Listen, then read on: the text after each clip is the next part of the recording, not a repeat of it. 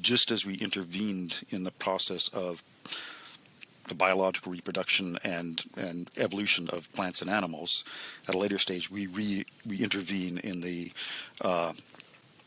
process of competition and kind of start very deliberately channeling it and using it to decide.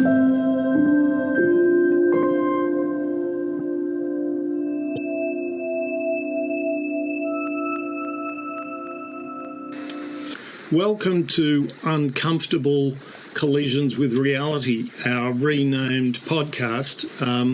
My name's Nicholas Gruen. I'm an independent scholar and economic consultant, and I'm with my friend Peyton Bowman, another independent scholar and publisher, and we are talking to Professor Jonathan Hearn, who has recently written a book, which I will hold up to the microphone.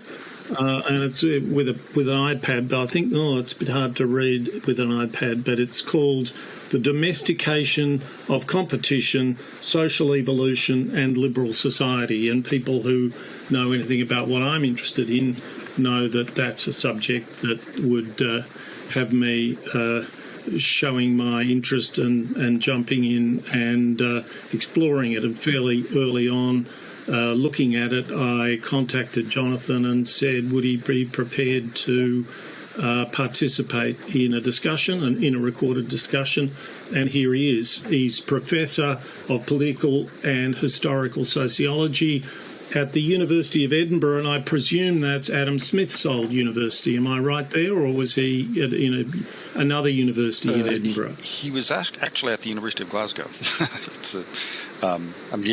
Yes, but he was also at the University of Edinburgh, or a university in Edinburgh. At one point, I think he may have been here, but primarily in Glasgow, I think. Okay. All right. So, Professor Hearn, if you could perhaps just tell us a bit about your book, what it tries to do, what your inspiration for writing it was, and how do you think you've gone achieving what you set out to do? Okay. Well, I'll start by just saying a couple of words about myself, in that I've ended up in a sociology department and describe what I do as political and historical sociology, but I was actually trained as an anthropologist. That's what I did my PhD in, was cultural anthropology. And I kind of regard myself as, in many ways, a kind of humanities, social science generalist, as much as I'm kind of disciplinarily a bit unstuck. But I draw a lot on history, political theory, anthropology, sociology, quite diversely. So the book, it came out of longstanding interests. I've written a book called Theorizing Power, which is a kind of more general text about how we conceptualize power in the social sciences, and that came out in 2012 or so. But that got me thinking increasingly about the kind of puzzle of how does power work in modern liberal democratic societies. When I say liberal society, I mean capitalist, democratic, the usual kind of set of features that we associate with that kind of society. How does power work, and how does it get legitimated in a form of society that is premised on the fact that everyone should govern themselves and central power should be limited, right? There's a kind of fundamental power puzzle about how these kinds of societies work. And that got me increasingly thinking about both the role of competition and the role of the kind of public-private distinction as very kind of basic, kind of conceptual and institutional forms that do a lot of this work of legitimating these kinds of societies once the kind of traditional authority of religion, Christianity in this case, aristocratic rule, monarchical rule, a kind of inherited right to rule through kinship. Once those things are kind of unraveling, which I think happens with the expansion of European empires and the period of conquest, these things can no longer really hold things together. That's the context in which competition comes to the fore as a device that can precisely do this knitting together of, what do we want to call it, the popular will, the demos, with having some sort of institutional mechanism to winnow that down to, okay, who's actually going to take the lead here, do the ruling, accumulate the resources, whether it's in the economy or in politics or in ideologies, things like science, how do we, all these different institutional spheres had their own ways of institutionalizing and formalizing competition as a way of saying, of validating, legitimating, claims to power or claims to truth. And the book basically argues that you can, if you look closely, especially across the 18th and 19th century, you can see a very kind of striking crystallization of the institutionalization of competition, what I call domesticated competition, which is to say that all societies have competition and power struggles and conflicts. The question is how in the modern society does this, that we especially associate with the liberal forms, how does this kind of crystallize around the late 18th, early 19th century?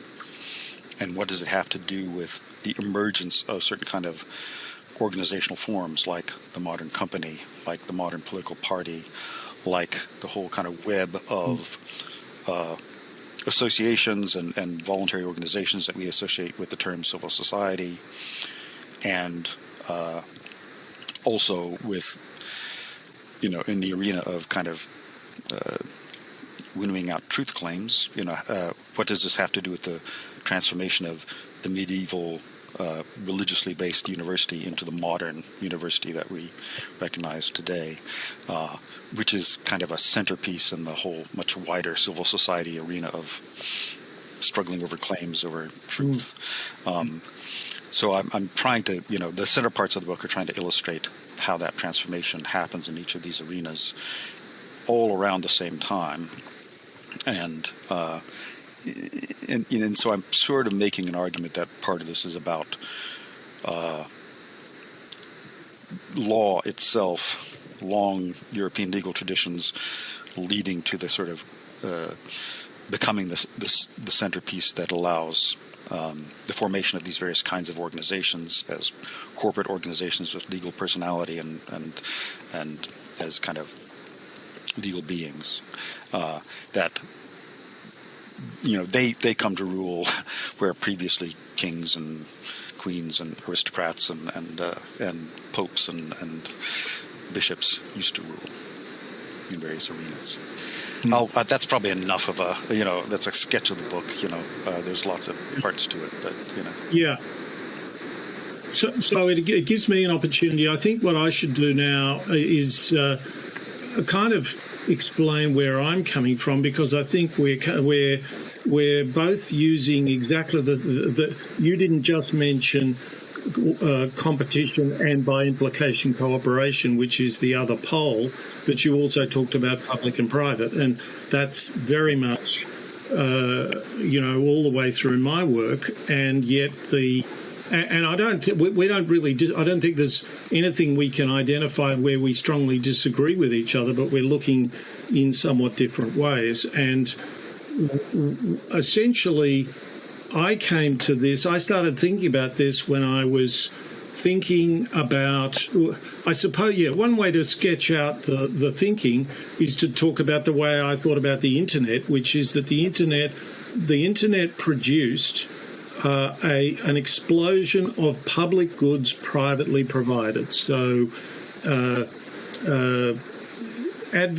free-to-air TV appeared in lots of economics textbooks from the 1950s on as a public good, and it was privately provided and funded from advertising, but made freely available. And now we see all sorts of services like Facebook, Google, Wikipedia, which is not funded by advertising but funded philanthropically. And they're all privately provided public goods.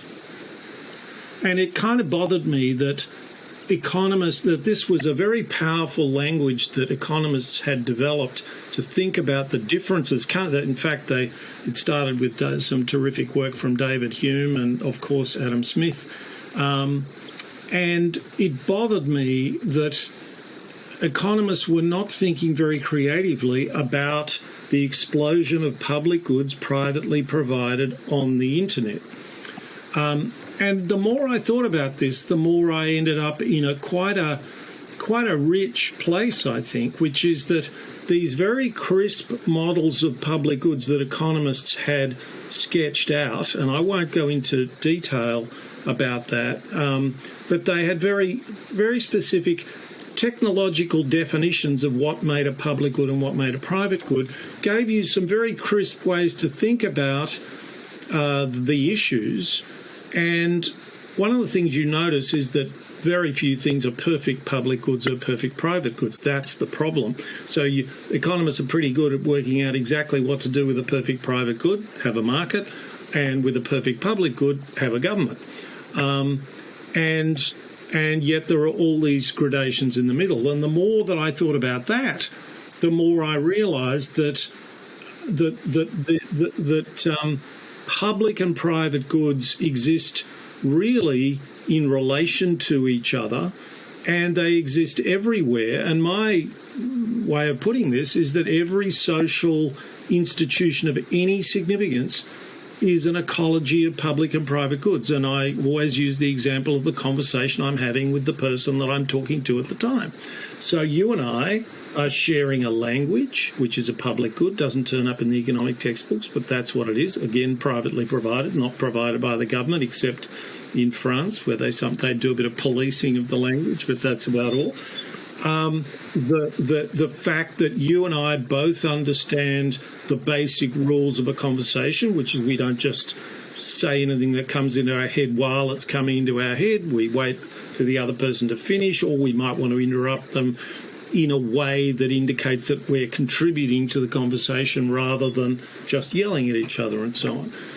And yet we also have our private interests. So my way of thinking about the world and what's gone wrong with it is that those things fall out of balance, that the ecology of public and private, shared and cooperative, falls out of balance. And it's fallen out of balance in our media, for instance, when Fox News obviously thinks it's more important to get high profits than to tell the truth, and so on. That gives us a lens into all kinds of things, and so that's where I'm coming from. Before I get on to some questions about the book, Peyton, do you have anything that you want to jump in with? I did have one question. One theme that's central to your work is this idea of power, and power as a kind of end of competition, right? So how does the idea of power, in your view, relate to the idea of goods in a sense of like a, for example, public good or private good or something along these lines?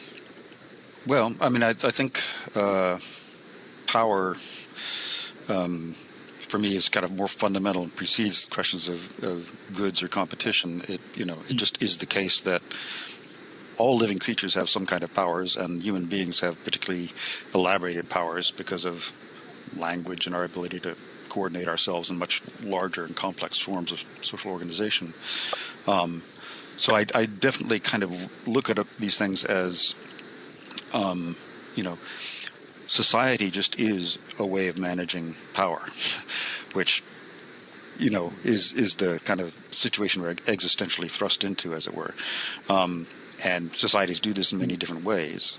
One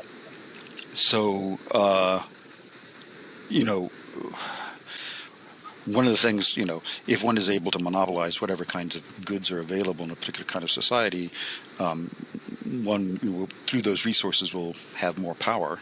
But the power bit is actually about how do you resolve that? What is going to be the distribution? What are going to be the boundaries that people set for themselves in terms of how they deal with that.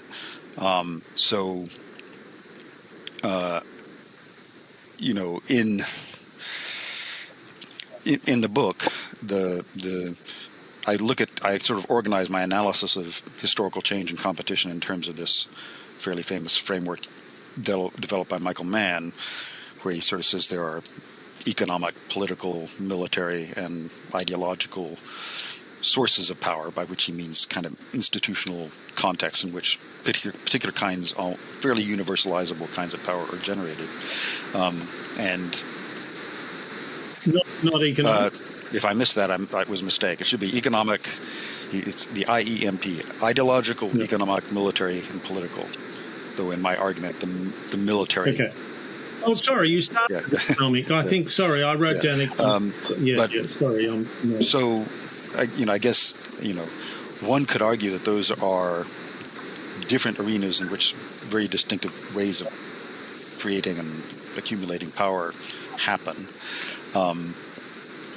But on some level, social scientifically, I think we need a more general concept of power that cuts across all those things, which would generally just be, the ability of certain persons or groups or organizations to kind of impose their will on a given situation, which is pretty close to the kind of Weberian definition of power. I don't know if that fully answers your question, but it does to some degree, and I think we'll kind of tease out some of these ideas as we go along. Sorry, go on. But yeah, I think it's interesting to me to understand, to try to think about power as let's say, as distinct from, if you have a competition between two people, the more powerful person will, in theory, win that competition. But also that sometimes power is the outcome of getting, of winning that competition. So it's an interesting concept for me, and I was kind of interested in exploring how it works with all these, the framework in your book and with Nicholas. If I can just insert, 2 points. I mean, one is, yes, there's always this puzzle of, is the instance, of interaction that we look at the evidence of power, or does it come out that way because of the power? And that's a kind of deep kind of semantic question in terms of what we mean by power. But I would also say that, I find that I sometimes get into confusion or disagreement if I don't make clear that, my conception of power is, as they say, value neutral. It's I don't think power is a bad thing. When I say the word power, I'm not automatically thinking of unwanted domination. But the fact of the matter is, if we consider certain kinds of states to be legitimate forms of domination, there's lots of domination we would be loath to live without, right? Understood in the broad Weberian sense, So just to say that the upshot of a lot of what I'm saying is, how do we choose what are the legitimate, the forms of domination that we're happy to live with, as opposed to not, and competition has a role to play there. So. And also, competition can play a very profound role in diminishing the downsides of power. So Facebook video and Google YouTube both have power, and the fact that they compete limits that power. And even more than that, if there is power and you divide it up, so in the right circumstances, competition enables great power to exist, and yet because of its contestability, to be less harmful as power, but also more efficacious, because it's if the competition is the right if the competition is truly meritorious competition, if these competitors are competing in a way that we all recognise makes them better, which is not the case when Fox News is competing for ratings. It makes it worse. But if it's well set up, then everyone wins from that. Everyone wins from that outcome, and that's an incredibly profound thing. And it's one of the things one of the points you made, Jonathan, in our correspondence was that you come from disciplines which seem to think that not only power but also I think often power, but certainly competition is just a bad thing. Of course, I come from a profession that's almost pathological in the opposite direction. And as a result, I've hunted down a lot of my goodies, a lot of the things that I think, my discoveries that I think are valuable, is ways in which the way we've set up competition can be critiqued. And if you do it well enough, if you can see that you can see particular aspects of competition that can be solved because the game hasn't been set up correctly between private and public, between the ringmaster, if you like to take a sporting analogy, the umpire, and the players. And the example I always give is the distinction between adversarial legal systems in English-speaking countries and the inquisitorial system in European countries.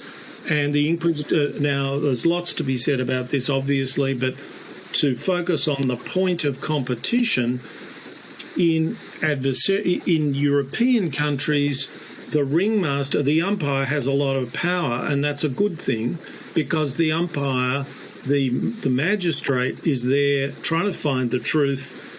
The advocates are there to defend the legal rights of the people they're representing, but no more than that. Whereas in an adversarial system, it's just set up as a competition.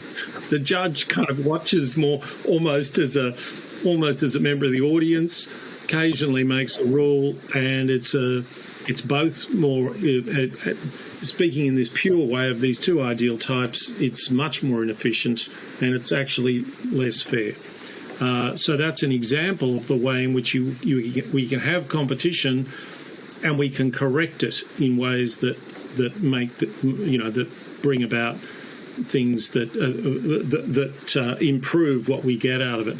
So in that context, one of the things that jumped out at me when you were talking about the evolution of the modern world and the evolution of competition, as you mentioned, the Dutch and East India and Dutch and English East India companies. And what struck me there, so these each get set up at the cusp of the turn of the 17th century, effectively. And they kind of have private armies and all kinds of stuff. And presumably they each have legislation that passes through their respective parliaments. But they're joint stock companies, each of them. And what struck me is that these are examples of competition and cooperation set up in ways that we would now regard as badly aligned. Like most companies don't get an army in our system. So anyway, I wanted to see if you wanted to you had any thoughts about that. Yeah, well, I was influenced by this book by Phillips and Sharman called The Company State, where they're analyzing these early joint stock companies, and the East India companies are especially early, and it's kind of elite. They're kind of elite joint stock companies. A lot of the people who could invest in them were aristocrats and fairly wealthy people, and the monarchs had a strong role in setting them up. Whereas as you go along, parliaments take a bigger role, and yes, I mean it's partly just the practical circumstances that wanting to compete with the Portuguese in East India and get a leg in there. You couldn't do it without creating something that was quasi-state-like, that had the powers to run its own courts and make its own kind of diplomacy with local elites and all that kind of stuff. And so, part of what I'm trying to get at there is that although these are very massive and odd, striking first versions of the company, joint stock company as we know it, they do eventually crumble because they're parts of empire. They're strategies of empire that eventually, like the English East India Company actually comes into conflict with the Parliament because it's got too much power. They don't like it, right? So, part of my point is that this domestication of competition is all about, that older, even though the form is there in kind of the early modern period or whatever you want to call it, the form, the emergence of the modern company really has to do with the process of bringing these things into being, moving into the hands of legislatures, and eventually most systems just setting up fairly simple rules for establishing companies that don't need, state legislative approval, and then also dealing with, what's called asset shielding, protecting both the investors and the company from. Yeah, so it occurs to me I should ask you to say more about what you. This word domestication is something we've rather taken for granted in this discussion so far. So I should draw you out a bit on that. I might do it in a slightly mischievous way, which is to say, one way to explain this, and I don't think you did it, but when I think of domestication, I think of evolution, and and in some way there are evolutionists now arguing that human beings are the first species that domesticated itself.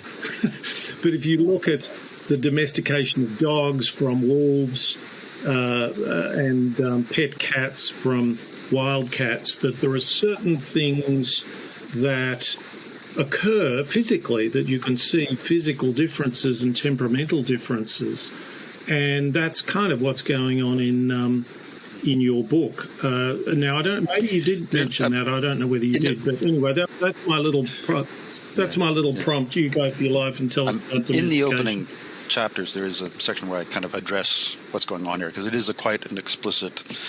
I'm kind of using a sort of bold analogy to sort of say what I'm talking about is kind of like what's called the Neolithic Revolution, the transformation of kind of social organization due to domestication.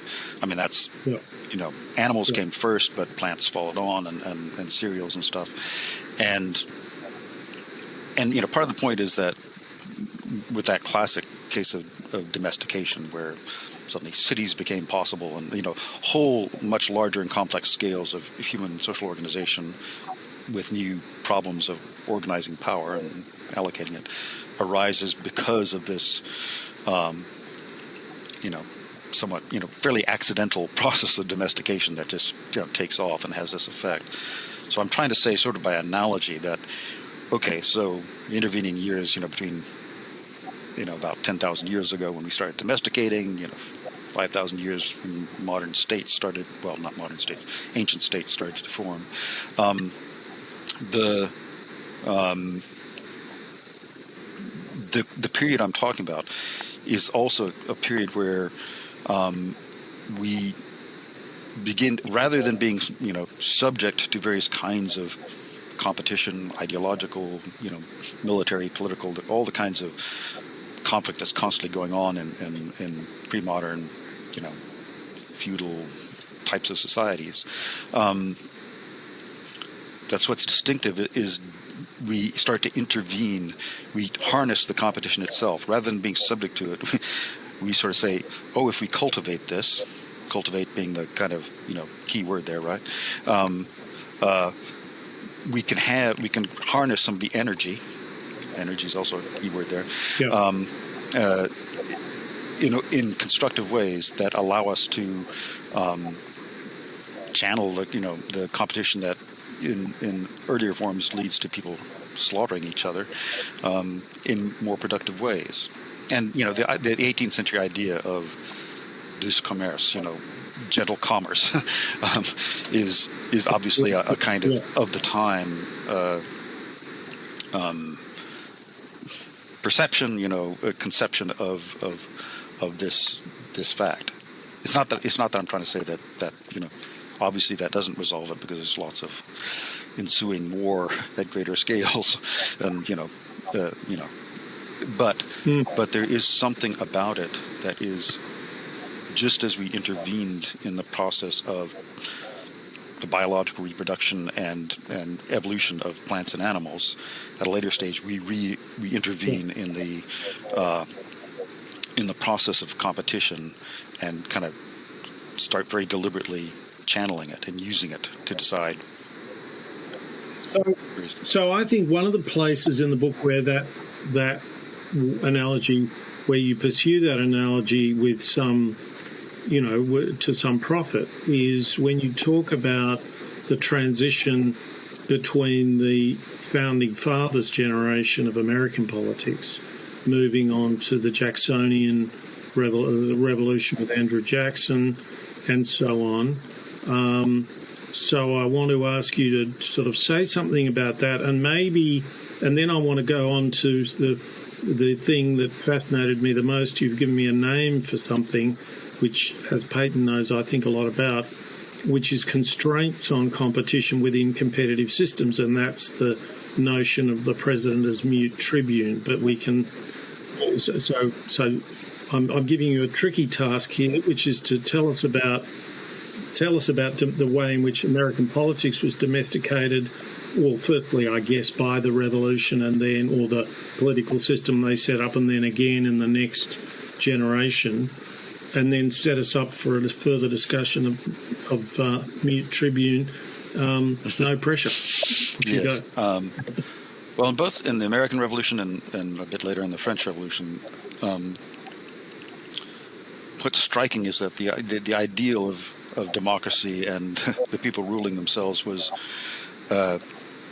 in the air and quite pervasive, but an actual notion of how are we going to do this was not, and that's one of the reasons why the history around the creation of the American Constitution, Federalist Papers, is justly both fascinating and a very amazing point in human history in terms of people at a certain stage trying to grapple with that question.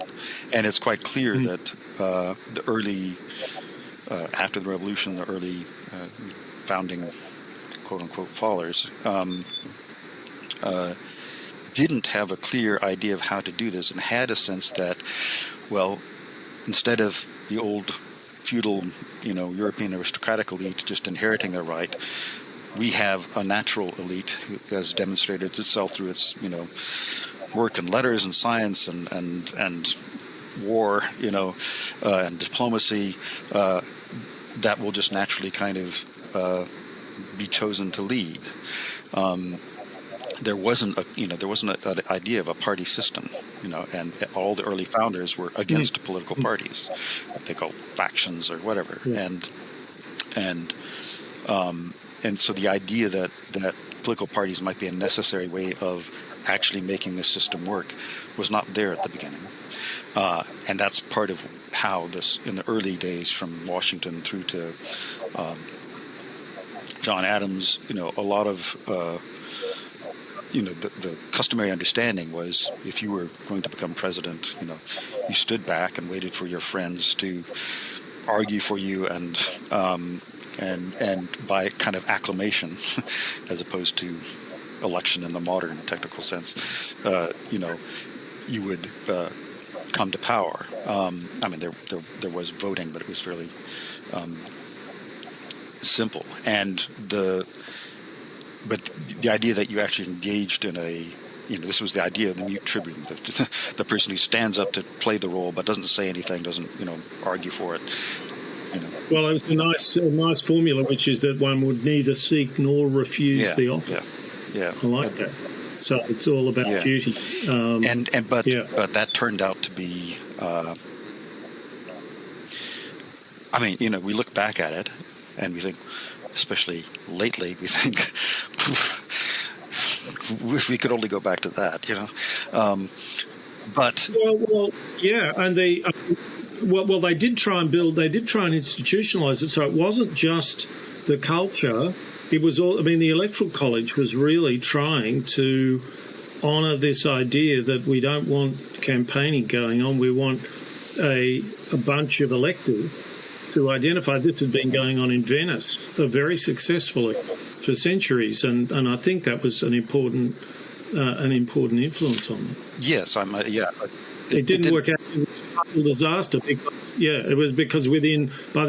Jefferson required, was it 28 or I think it's 38 votes on the floor of the House of Representatives to become president. I don't remember the figure. And then was in competition with his vice president. So. But yeah. To say it's put it mildly.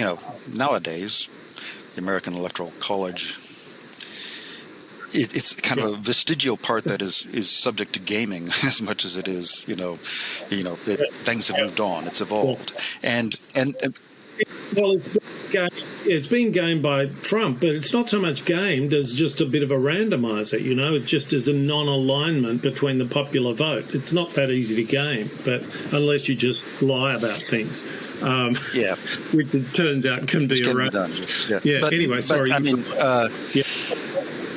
The modern party system kind of emerged, ad hoc, not with. I mean, there were people like Van Buren, who I talk about, who was very crucial in kind of, legitimating and formulating the ideas of how you would have a caucus in the Congress and you would mobilize all sorts of, campaigns outside in the public to get people elected and get them, working together in the Congress. And and then the whole kind of public atmosphere of publishing, which was in its day often as kind of disturbing and nasty as Fox News can be today. The horse bolted the barn. You could no longer keep it inside of this rather elite contained process that had been designed by the constitutional designers, and a kind of new process where the public had much more access and influence on the process, and figures like Andrew Jackson, started to really see what the task is being to, sell themselves to a public, and in a sense we've never looked back, but that sometimes distasteful self-promotion, the abandoning of the New Tribune is connected to the formation of a national party system that actually provides the mechanisms for somehow adjudicating between different populations with different interests. Obviously in these times North and South states were particularly important in these differences. So it's, what am I trying to say? I'm trying to say it's there's a bit of a puzzle there. How would you really have a party system that is advancing candidates in a kind of formalized competition while keeping the candidates behind a screen and sort of off center stage? I'm not saying let's not talk about it. I'm just saying, it's tricky,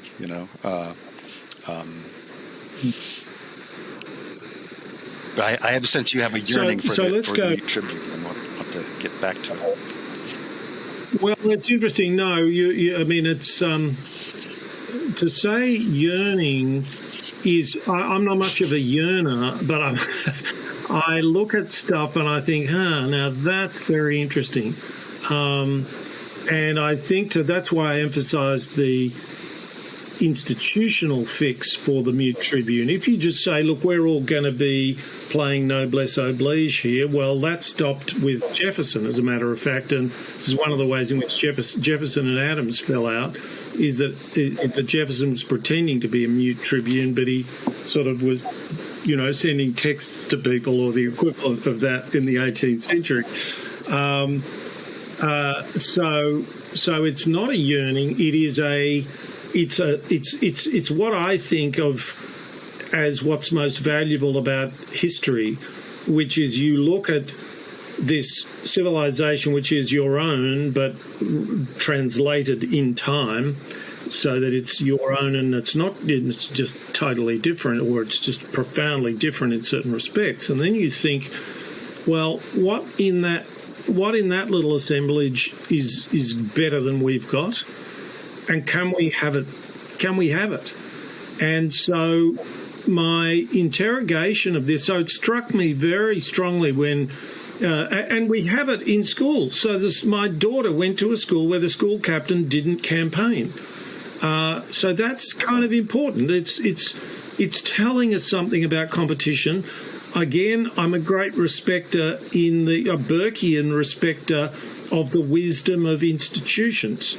And there's wisdom in the mute tribune, and there's wisdom in not getting school captains to campaign.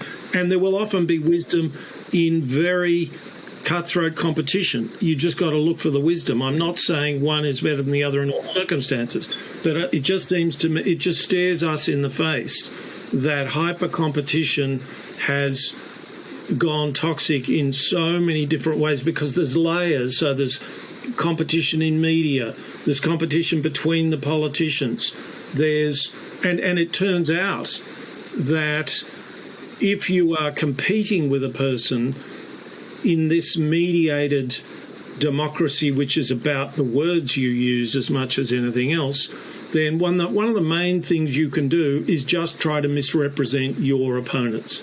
And you'll do it with particular ways of framing a situation. And so on Fox News, they'll have someone on and say, do you think that having a new code of conduct in the military that prevents homophobic behaviour is the most important thing we can do to keep our country safe? So misrepresentation, the reading against the grain, framing of everything in these highly prejudicial ways, these things just add up. And I've also been involved in politics, not as a politician, but as a staffer to politicians, and people's head is simply full of political tactics, and that's all they do, and it's devastating, and it's why it's so difficult in America to get utterly basic things that most Americans support, like background checks for guns, do something about mass incarceration, even though Americans vote for, mandatory detention laws and this sort of stuff. So there's something, something's profoundly getting missed out here. So it's not yearning. I don't think, if only Donald Trump would be a mute. Well, that would be actually a good thing, but we don't know any way. We don't know any way of doing that. But for instance, so it leads me to look at things like what went on in Venice, which it seems more or less the entire setup was electoral colleges for everything. So there weren't open elections and campaigning, but there was competition, or rather, the competition was all implicit. What they would do is they would randomly select people from the Grand Council. There's about between 1,000 and 3,000 through the 500 years of their glory days. And then they would say, you pick the best people, and you do it. With the moment you are randomly selected, you are removed from circulation. No one can threaten you. No one can bribe you. No one can campaign. And if they do any of those things, you can just tell them any old thing you like, because the voting is secret anyway. And this was just, yes, it was just miraculously successful. 500 years without a coup, without a civil war. And think about what was going on in Italy. Yeah. Everywhere else. So that's so the idea is, I might easily be wrong, but the idea is there's something which gets us, which is a simple way of combining elections, or the good thing about elections and the competitive thing about elections, without all kinds of bad stuff about elections. So I'm not against finding things from the past that you think, well, if we just rejigged that and adapted it, it might work again.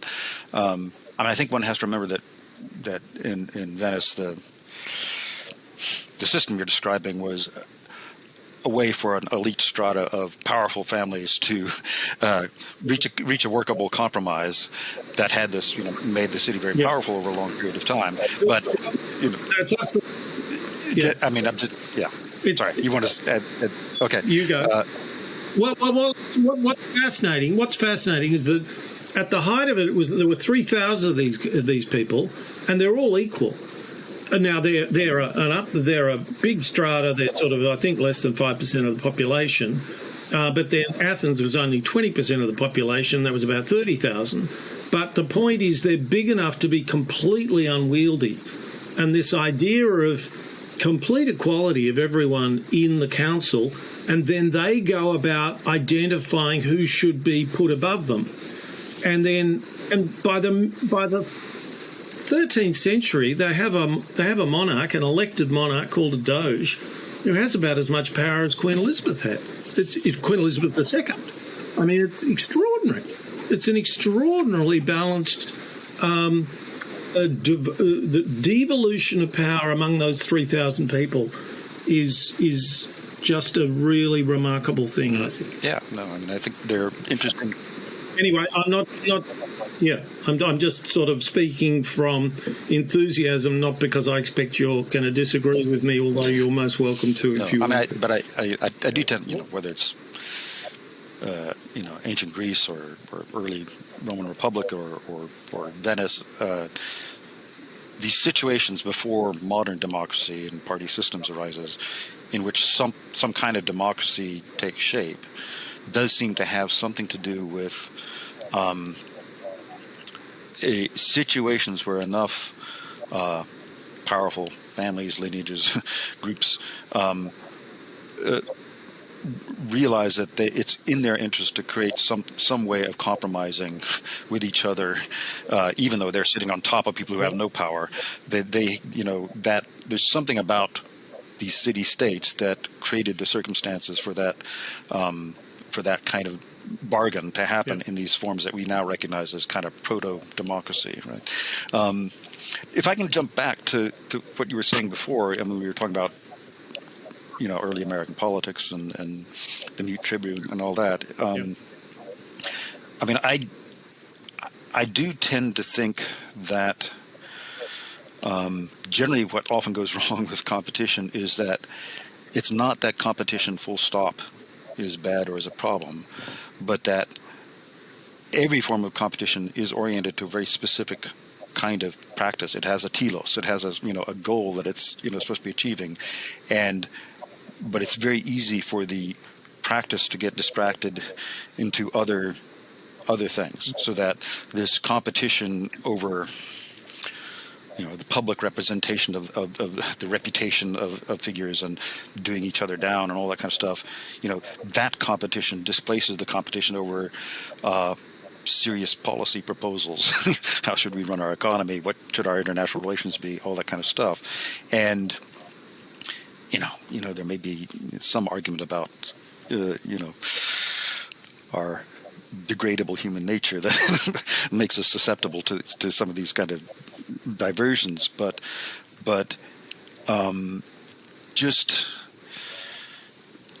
I think what one longs for in modern politics, the current kind of polarized state that a lot of democratic politics is in, is for people to somehow be disabled in their ability to compete over the wrong things. These kind of this reputational status portrayal competition, and forced somehow to compete over the right things, which is actually how do you think this is going to work? What is your proposal?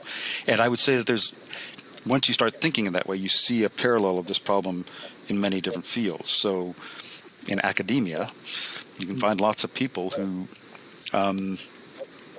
are kind kind of more interested in using the venue as a place to kind of demonstrate their sort of moral, critical superiority, rather than just saying, you've got a problem here that we're trying to debate and we're trying to work on, and focusing on what really is the focus of disagreement or theorization or whatever. There's a in all spheres there's this tendency for the competition towards its natural or true object in social science or whatever, or the sciences, a robust truth claim about the world or whatever, to get diverted from that by the other kinds of competition that academics are subject to, for reputation, status, money, and research funding. There are all sorts of things that distract, whether it's in politics or academia or any kind of arena, the economy. I'm sure you would have some things to say about how economic practices get, distracted from the public good that they're supposed to serve, even if that involves a kind of public-private, interaction. Well, that's what I was going to say, that I can think of two discourses. One is an entire discipline, it's called economics, and the other is a scholar who I'll mention in a minute. And these are discourses which address themselves to precisely when competition is good and what things degrade it or what things make it bad. So economics is really, that's just a major topic of economics, and the classic examples of market failure are examples of where competition leaks into socially pernicious activities. So pollution is an example. If you don't price, say, carbon emissions or the emission of pollutants at the appropriate level, then some of the competitive pressure leaks into harm rather than improved efficiency. Another one is monopoly. Another one is asymmetric information, in which case the competitive pressure produces what we saw in the 19th century for patent medicines, which is basically lies. And this is reproducing itself in news right as we speak. And so one of the things that fascinates me is that the most important things, the things that are most damaging to us and the things we understand the least about how to deal with them, are what I might call, I could easily be misunderstood for using this expression, but I'll call it cultural pollution, if you like, that if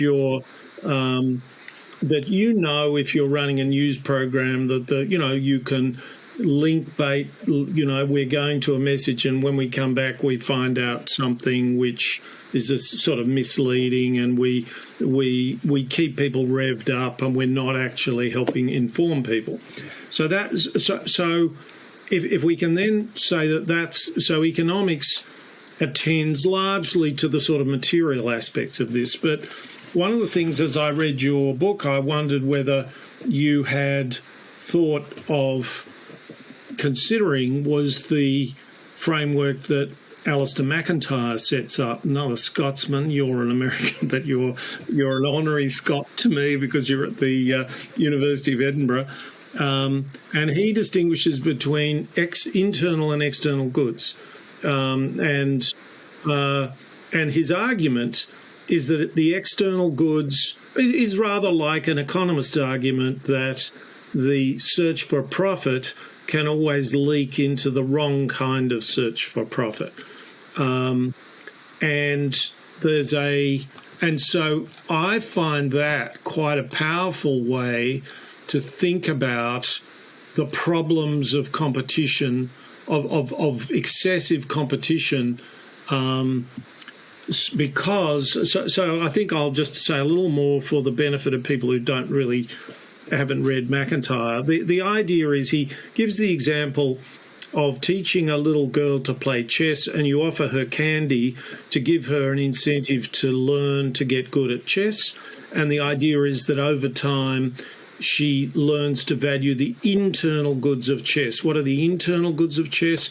They're the ability to concentrate, competitive desire, if you like, some sense of getting the sense of the game and the beauty of the game, and so on. And it ends up being a game that can help train your mind. So those are the internal goods. The external goods are the candy. The external goods are the glory if she wins a chess competition. And all of the external goods are temptations to cheat. And the internal goods are not temptations to cheat, because what would be the point? And it struck me that if we're thinking about competition and culture, that's a powerful way to think. Anyway, over to you. This will perhaps surprise you. My PhD was on Scottish nationalism and nationalist discourse in the early 90s, right? Nationalism is yes, one of I've seen that your areas, books have got some stuff on that. And the framework I chose to kind of talk about it was as a kind of tension between liberal and communitarian discourses about the nation, right? So I went through a lot of that literature at the time and became quite familiar with Alistair McIntyre. And as a matter of fact, he was the external examiner of my PhD. So I know, I never got to meet him face to face. This was public university in New York, where he was not able to attend, but he wrote a review of my PhD, and so I'm familiar with the arguments, and I'm aware that in the latter chapters of the book, I actually draw on the work of Michael Walzer to kind of make the same point from a different angle, where he talks about spheres of justice and I talk about spheres of competition and how certain forms of competition are have their internal rules. Walzer largely gets categorized with the communitarians like McIntyre was, sometimes these decisions are, your mind is on a certain track and you start to use certain things for it. And, but I could see myself going back saying, I could have gone back to McIntyre to say some of these same things. So I recognize the point you're making. I think it's, and I do sort of suggest that there is a internal good or an appropriate object of various kinds of competition, whether it's competent political rulership or whether it's, robust claims on truth, or whether it's, provisioning the public with the necessities of life and economic goods. That the real problems are about how that the competition is appropriately focused on its object. And this is connected to another large argument, and this gets back to kind of where you started, where you're saying, I'm coming from disciplines that think about competition very differently from economists, right? Where it's very easy to completely other it and treat it like it's just some sort of nasty thing that has crept into our lives from capitalism and neoliberalism, and where that's a very normal way of talking, right, amongst people I interact with. It is. And so, one of the points I want to make to people is that when we're to critique something in its very nature is to look at something and say, this is these are the good forms of it and these are the bad forms of it. Somebody who said, I'm an opera critic, they say, oh, well, what do you think are the best operas? And you say, I hate all of it. I'm a real opera critic, right? Yeah. That would be crazy. But a lot of our, colleagues, want to be critics of competition in that sense of it's all bad. And I'm saying, no, you can't really get into the business of critique and criticism until you accept that it's not all bad. That to critique something is precisely to say what's the good and what's the bad. Right? That's ridiculous. And so that's kind of, that kind of almost philosophical position is what's kind of informing this sort of Walzerian, or as you've revealed, kind of somewhat McIntyrean argument I've made. Well, one point I think you made, which was really interesting, was about how having the competition legitimizes the distribution of power, right? So I assume at some level these competitions have to be held in some sort of public sphere, in the sense that the competition has to be clear. The rules regarding the competition have to be, to have a really legitimizing competition, you have to understand what they're competing over, how they're competing, and what the rules are. These all kind of speak to some of the public goods that Nicholas talks about sometimes. And I think it's interesting if you look at, like, for example, so many of these competitions that we see are kind of degrading. Like, let's say the competition between two news networks, which are presenting different political views. A lot of the mechanisms about how they're competing are pretty unclear, right? I mean, we know that they're both claiming to speak the truth, and that's their claim, right? But nobody really, everyone's saying the other people are lying, right? So, but in reality, we know that they're looking at certain metrics. They're looking at all kinds of things that, and Nicholas, you talked about this asymmetry of information that the normal people don't have any idea about, right? So I wonder if that has anything to do with this kind of Walserian framework. If you don't really understand, it was a long time ago that I read Walser, but the sphere, or the way in which the good should be distributed. Like, how can we? I mean, is transparency a way in which we can address some of these issues with competition, or not? Well, up to a point. I think, yes, transparency is necessary. I think, how do I put it? There's a chapter in the book where I kind of go into the question about how much competition is a ritual form, right? And gets its legitimacy partly, and it's just sort of taken for granted nature, partly from its constant reiteration as a ritual form. The thing about competitions is that there are experts in charge of the ritual. There are people who engage in the ritual and are being transformed by the ritual, coming out the other end as winners and losers or whatever. There are formal procedures that have to be followed, or else the ritual isn't legitimate. A lot of these, a lot of competitive, my argument is that actually, as in competition, in societies sort of saturated with institutional competition, we are actually in societies that are saturated with ritual, even though, because it's secular ritual, a lot of us don't recognize it as ritual, right? And so there's something about that argument that sort of says there's some sort of substrate or precondition that's needed where everybody accepts the legitimacy of these rituals, accepts the it's like this classic question that we, in sociology, we often trace it to Emile Durkheim, but you can trace it to all sorts of figures. You sort of said, before people can make social contracts or promises, there has to be some previous state of conditions that makes it possible to commit to that, and that there's a kind of infinite regress problem there, so there is something very vexing about, how do we overcome this kind of, you're using the example of two news agencies that just, speak to their own audiences and just kind of sow divisiveness. Well, what's needed is some sort of common belief that all of this is contained with something that is a common good. The classic notions of whatever you want to call it, the social compact or whatever. And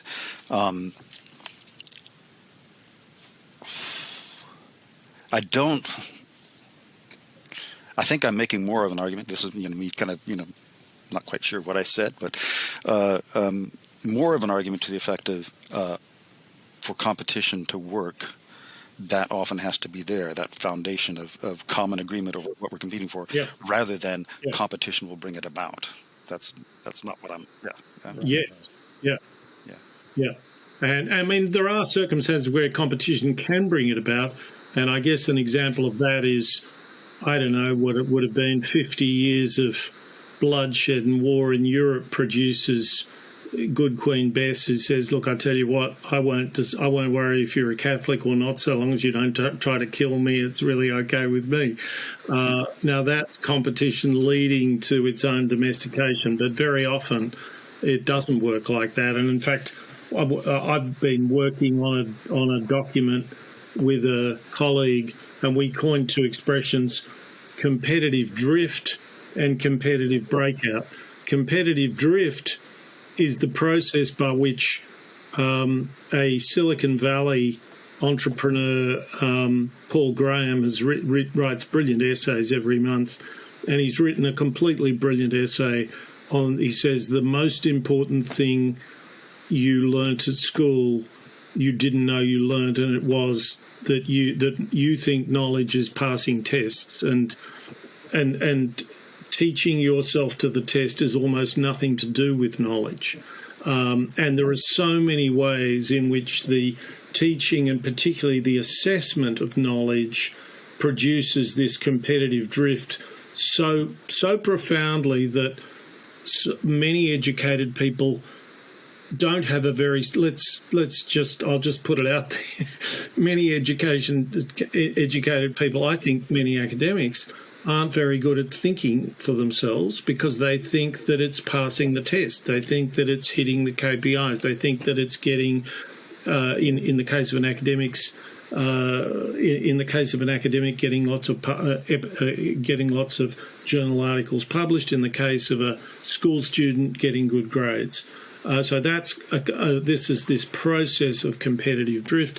Again, it's very much like external and internal goods. I'm not suggesting any utopian solutions to that. And then competitive breakout, I think, is what we're seeing in the Western world quite broadly regarding its political system, which is a pretty domesticated political system, is sort of, like an engine with its with something caught in its flywheel. It's kind of shaking itself off its foundations, and that's happening at many different levels. And I recently read Ezra Klein's book Why We're Polarized, and it's just quite striking. You may remember, I do, when Obama gave a State of the Union speech, and a Republican senator who no one had ever heard of, I think he's a senator, not a member of the House, screamed, "You lie." Well, that was fantastic for his fundraising. He got all this all this money started arriving for him traducing 200-year-old traditions. And that's, Marjorie Taylor Greene, and on the other side, although I'm much more sympathetic to her, AOC knows that if she goes to a ball with tax the rich, not that there's anything wrong with taxing the rich, but the game is not on the merits. This competition is breaking loose of the purpose of that competition. It's a bit like if the two football teams showed up with clubs and knives rather than just their feet, That's right. That's a nice way to put it. And I'll offer you this other thought that I had, and I had this thought when I was looking at the sculptures in a regular sculpture exhibition that happens in Victoria, Australia, at a beachside resort called Lawn. Along the beach are about 24 sculptures, and they've won a competition. And each of them has a little blurb, and the blurbs are all very similar, and they talk, and they're full of, political messaging that isn't really about the art. It's sort of about this art as a statement, and it really got to me. And it struck me that there is one area where these problems of the competition aligning with our values, or another way to put it is the craft of being good and merit aligning with the winner of the competition, and that's sport. Now, sometimes you can have little arguments about whether there should be a rule change because this particular rule makes the game boring. You know, that at Wimbledon, when you can serve and volley, which as an Australian I can tell you is a great thing to do in tennis, or that our national game is built on it. But they decided that was a bit boring, and so they changed it. But then that's done by the rule makers, not by the competitors. And so sport is this remarkable area in which the theory and the craft go together, merit and winning, but more or less perfectly aligned, and there's nowhere else like that. Art's not like that. Business is not like that. Academia is not like that. Science is not like that, although one might think it's closer to it than politics is. So there you are. It's a pretty interesting landscape, I think. Yeah, I mean, I think in the kind of cultural ritual part of my argument, you know, one of the things I'm saying is that one of the reasons that we, you know, sports and other kinds of, you know, competitions like television shows and stuff, that you, in a sense, you know, we're telling ourselves this is the ideal, this is what it's supposed to be like, and this is the principle that governs our society. But precisely, you know, it doesn't all the time. It's constantly falling away from the ideal. But there's something about abstracting it in that highly ritualized form that sort of is telling us something about the nature of our own society and what we value, right? Because we also value sports. We value sportsmanship or sportspersonship. You know, there are other things associated with the complex that we value highly. Yeah, exactly. And we just sit back and wonder at the virtuosity of our sports people and our musical competitors, I guess. At least when they're, you know, doing incredibly difficult things in classical music competitions. Look, I think that's a great point to